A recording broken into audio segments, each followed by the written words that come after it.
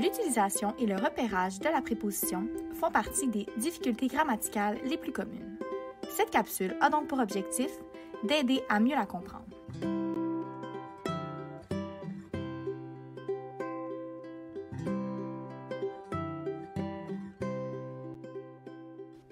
Voici quelques phrases comportant des erreurs fréquentes d'emploi de la préposition.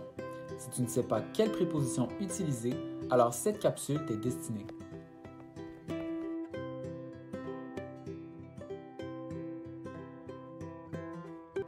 Dans cette capsule, nous débuterons par la présentation de quelques définitions. Puis, par ces définitions, nous comparerons la préposition et le déterminant. Ensuite, nous aborderons l'emploi des prépositions à et de, puis nous terminerons par un court quiz pour tester vos connaissances. Passons maintenant à une simple définition de la préposition pour nous aider à mieux la repérer.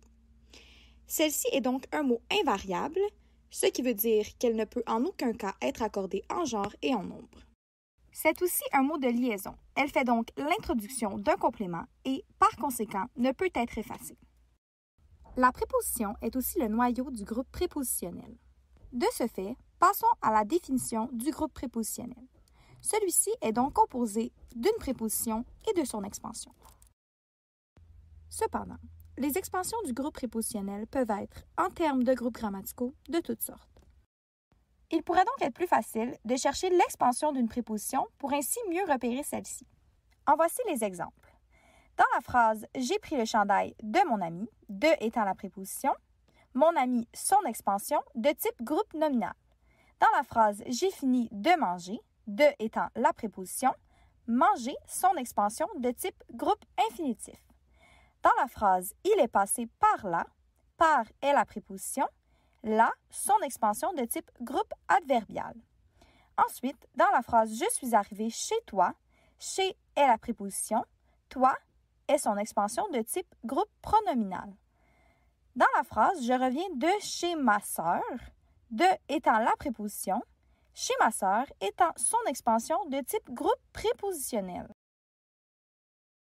Passons maintenant aux valeurs des prépositions. Il existe des prépositions à valeur unique et des prépositions à valeur multiple. Pour ce qui est des prépositions à valeur unique, ce sont des prépositions qui ont seulement un seul sens. Par exemple, sous, devant, avant, sur, pendant, etc. Donc, si on dit par exemple « Je fais de l'équitation depuis 5 ans », la préposition « depuis » ne pourrait pas avoir une autre valeur qu'une valeur de temps. Alors que si on dit « Le chat est devant la table », la préposition « devant » ne pourrait pas avoir une autre valeur qu'une valeur de position. Pour ce qui est des prépositions à valeur multiple, ce sont des prépositions qui peuvent avoir plusieurs sens. Ce sont souvent ces prépositions qui vont causer problème. Donc, par exemple, à, de, par, pour, avec, dans, en, jusque, vers, etc. Donc, si on dit par exemple « je joue avec un ballon », c'est comme dire « avec quelque chose », alors qu'on pourrait dire « avec quelqu'un ». Ou si on dit « je suis parti en avion », le « en » pourrait aussi avoir une valeur de temps, comme « j'ai terminé cet examen en 2 heures ». Voici maintenant des exemples de plusieurs valeurs que peuvent prendre la préposition à valeur multiple « de ». Donc, si on dit « il arrive à l'heure de Québec », « de » a ici une valeur de lieu. « Il arrive de où » ? Il arrive de Québec. Si on dit « c'est le livre de Thuy », on a ici une valeur de possession. C'est le livre de qui? C'est le livre de Thuy. Si on dit « c'est ma première tasse de café aujourd'hui », on a une valeur de contenu. C'est ma première tasse de quoi? C'est une tasse de café. Si on dit « il part de bon matin à Montréal », le « de » a une valeur de temps. Il part quand? Il part de bon matin. Si on dit « il rend service de bon cœur », « de » a ici une valeur de manière. Il rend service de quelle manière? Il rend service de bon cœur. Si on dit « le blessé hurlant de douleur fut transporté à l'hôpital », de ici a une valeur de cause. Il hurle à cause de quoi? Il hurle à cause de la douleur. Et si on dit « il fait signe de la main à son ami », le de ici a une valeur de moyen. Il fait signe à son ami de quel moyen? De la main. Le déterminant. Il est pertinent de comparer le déterminant et la préposition puisque ces deux classes de mots sont souvent confondues. Le déterminant est une classe de mots variable, en genre et en nombre, accord qu'il reçoit du nom. C'est d'ailleurs lui qui va introduire le groupe nominal dans la phrase. Comme « la jeune fille est gentille », le « la » s'accorde au féminin singulier, ou « ce parc est sécuritaire », le « ce » s'accorde au masculin singulier. Le déterminant ne peut être employé seul. Il est employé soit devant un nom, soit devant un adjectif qui le sépare du nom. Il va toujours préciser le nom. Il existe deux catégories de déterminants. Les déterminants simples, comme de, la, les, ou des déterminants complexes, comme beaucoup de, combien de, 46. Pour repérer le déterminant dans la phrase, il suffit de chercher le nom et de remplacer ce qu'on croit être le déterminant par un autre déterminant. Donc, si le sujet est singulier, on le remplace par le ou la, et si le sujet est pluriel, on le remplace par les ou des. Par exemple, cette pomme est bonne. On n'est pas certain ici si cette est un déterminant. On va remplacer par le déterminant la, puisque la pomme est singulier. Donc, la pomme est bonne, ça fonctionne, c'est un déterminant. Si on tente la même chose avec tes feuilles sont oranges, on remplace tes par des, puisque feuille est pluriel, donc des feuilles sont oranges. Oui, ça fonctionne, ça se dit, donc tes est bel et bien un déterminant. Parlons maintenant de la comparaison entre le déterminant et la préposition. Voici deux exemples dans lesquels il est difficile d'identifier si on a affaire à une préposition ou un déterminant. Pour ce faire, on peut utiliser la technique de repérage du déterminant en remplaçant par un déterminant, ce qui nous permettrait d'identifier si on a affaire à une préposition ou un déterminant. Donc, dans le premier exemple, « Je cueille de jolies fleurs » peut être remplacé par « Je cueille des jolies fleurs » ou « Je cueille les jolies fleurs ». Le « de » ici est donc un déterminant et non une préposition. Dans la phrase « Je prends les fleurs de mon ami », le « de » ne peut pas être remplacé par « les » ou « des ». Donc, on ne peut pas dire « Je prends les fleurs, les mon ami » ou « Je prends les fleurs, des mon ami ». C'est donc à une préposition que l'on a affaire ici.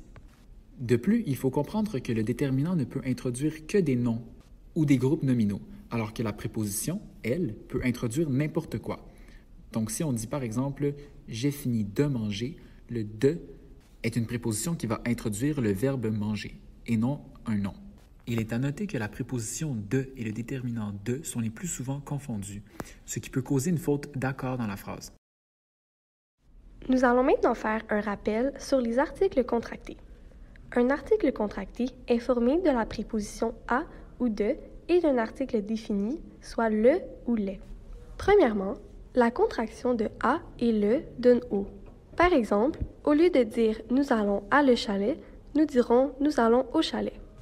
Ensuite, la contraction de « à » et « les » donne aussi « au », mais avec la marque du pluriel. Par exemple, au lieu de dire « je n'obéis pas à les consignes », nous dirons « je n'obéis pas aux consignes ». Troisièmement, la contraction de « de » et « le » donne « du ». Donc, au lieu de dire « nous mangeons de le gâteau », nous dirons « nous mangeons du gâteau ». Finalement, la contraction de « de » et « les » donne « des ». Par exemple, au lieu de dire « j'ai peur de les chiens », nous dirons « j'ai peur des chiens ». Nous allons maintenant parler des différents emplois des prépositions « à » et « de ». Elles sont souvent employées pour exprimer le lieu, la possession, le temps, les prix, les récipients et leur contenu, ou les aliments. Elles sont aussi employées devant et après des verbes. Premièrement, les deux peuvent être employés lorsqu'on parle d'un lieu. Nous allons utiliser la préposition « à » si l'on parle de la destination, par exemple « je vais à la plage », et on va utiliser la préposition « de » si on parle de la provenance, par exemple « je reviens de la plage ». Par contre, les pays sont une exception. Il y a beaucoup d'autres règles pour déterminer la préposition à utiliser qu'on ne verra pas dans la capsule d'aujourd'hui. Elles sont aussi employées dans le cas d'une possession.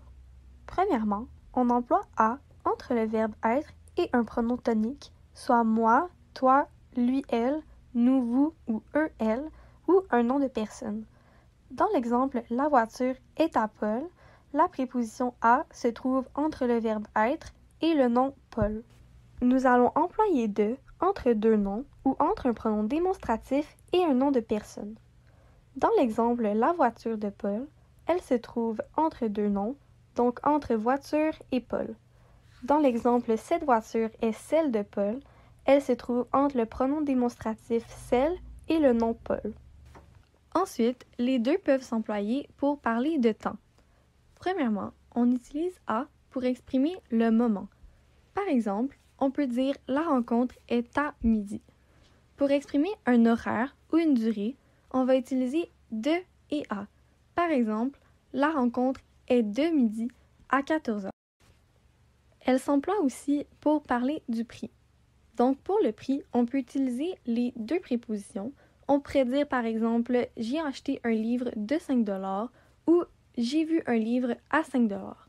Il est aussi possible dans ce cas d'utiliser pour. Par exemple, j'ai acheté un livre pour 5 $. Ensuite, pour le cas des récipients et de leur contenu, quand on va parler de l'utilité du récipient, on va utiliser à.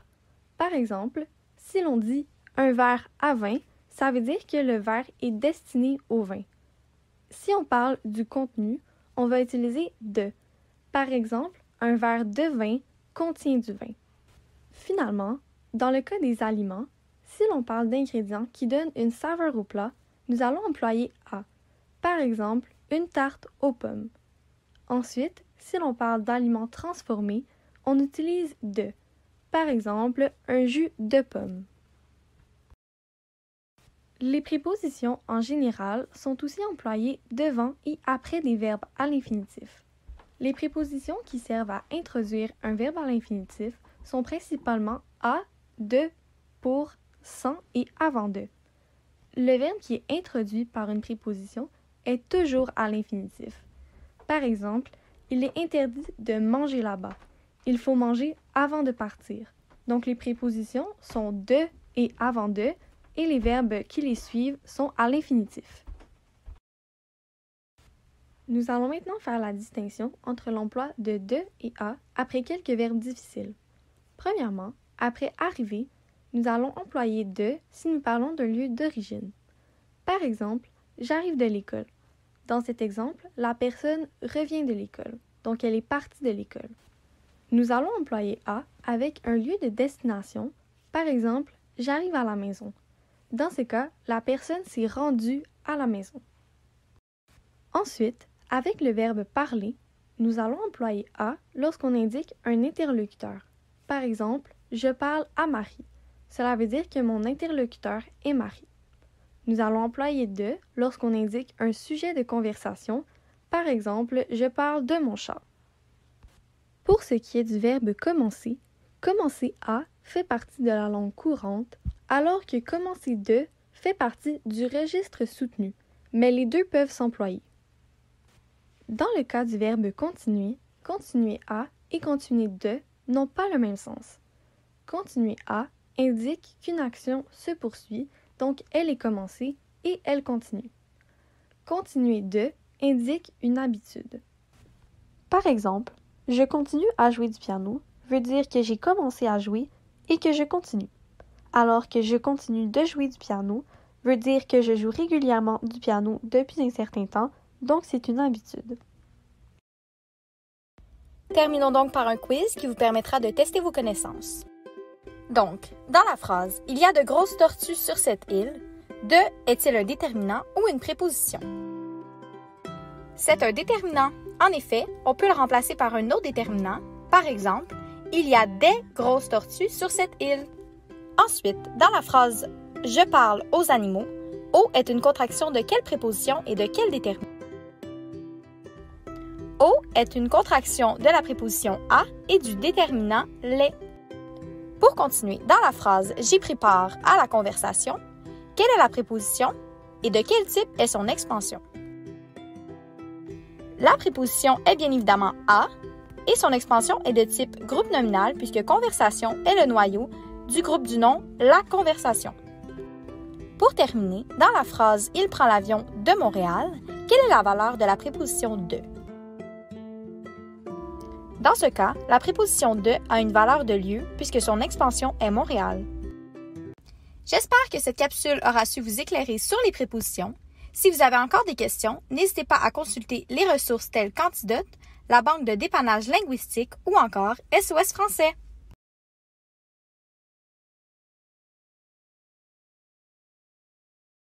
Created using Powtoon.